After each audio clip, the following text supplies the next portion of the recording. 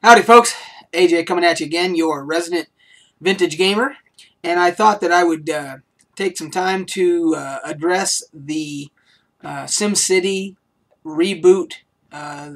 It's the newest version that just is launching. It launched today, and as many of you know, it's put out by EA, Electronic Arts, and the way that they decided to handle it was they decided that, like Diablo 3, that they were going to make it, their digital rights management, or DRM, would be that they're going to require you to be connected to their servers at all times in order to be able to play the game.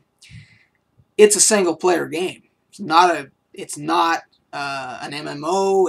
It's a single-player game that you should be able to load up. You should be able to download it, start it up, and play whenever you, even if you don't have internet.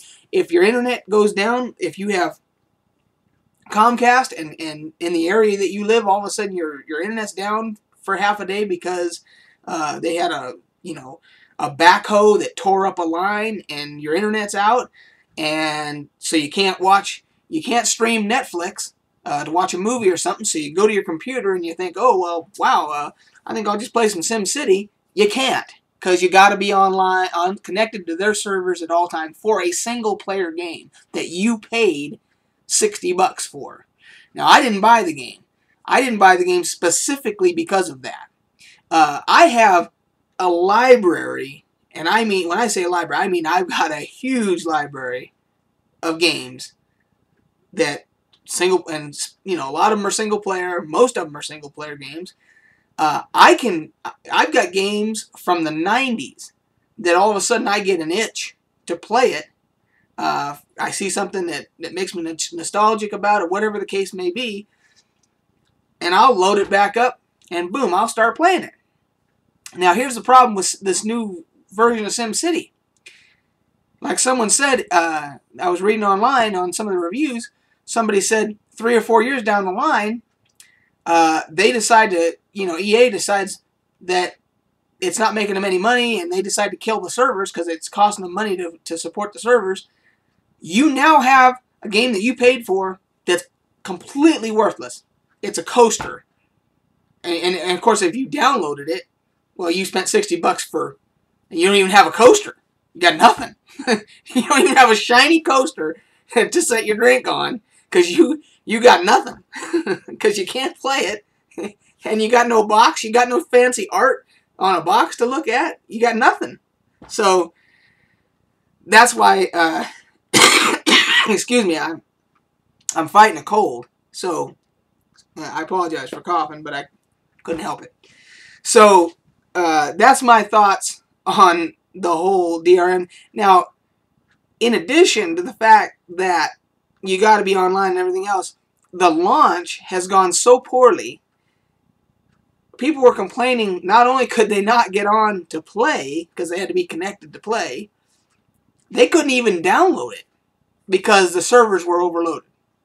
So they paid their money. Their money has been collected. They can't download it and they can't play it. Either one. And EA's got their money. And so a lot of these guys went to Metacritic, to the reviews, and where you can put in player reviews. And the cumulative average score right now of player reviews for the new SimCity is 3.3 out of 10. That's how pissed off people are. And I don't blame them. You pay $60 and then you can't even download it. That's the other mistake they made. They didn't even allow people to pre-download it. Now, if you're a Steam user, which the majority of gamers today that the PC gamers are Steam users, because you pretty much have to be, because all the good stuff's on Steam, and they've got these great sales and everything else, and it's just they've got all these other features and everything. It's a great way to go for PC gamers. Most of their pre-orders, you can download them in advance, so that when it hits, when midnight hits on the day of release at 12:01, you're playing that game. You can fire it right up because You've already downloaded it. It's ready to go. Not with SimCity. They wouldn't let you download it. So they had all the traffic of all these people that were lucky enough to be able to download it, to try that wanted to start playing. You got the people that did manage to get in and start playing, and you got all of them choking up all that server bandwidth and everything. And then you got on top of that, you got all these poor people that got in late that are trying to download it. Can't. It's all bogging. Everything's bogging each other down. All that data, all that amount of data that's just squeezing through those tubes is just bogging it down. And that's why now nobody can do anything. They can't download. They can't play it. Nothing. So, and as far as I'm concerned, it's a massive failure on the part of EA, and it's probably going to cost them in the long run. Now, and they did this because they did a digital rights management. They want to fight piracy, of people pirating their games and so forth, which is their right to do. But you have to ask yourself in the end, you have to say, the people that were going to try and pirate their games are just because this DRM thing happens, they're not going to go out and buy SimCity. They're cheap bastards. They're going to go find another game that they can pirate. They're going to download that and play it for free and rip off whoever that company is or whatever.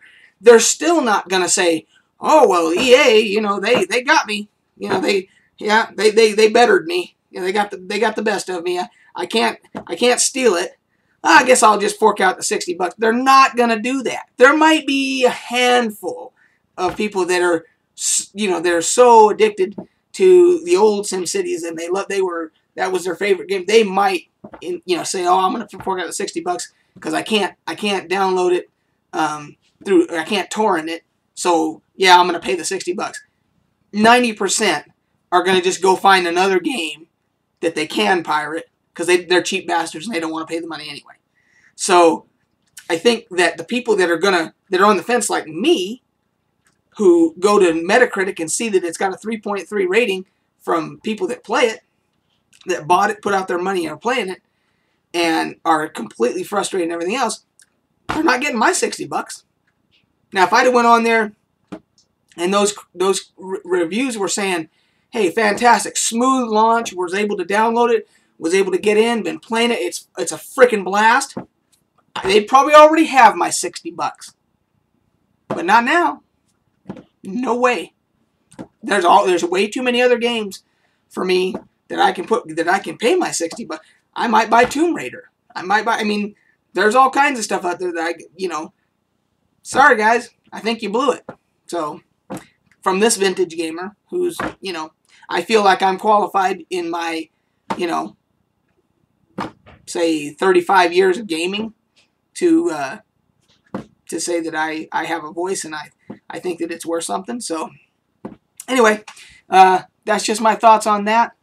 We will catch you guys on the flip side.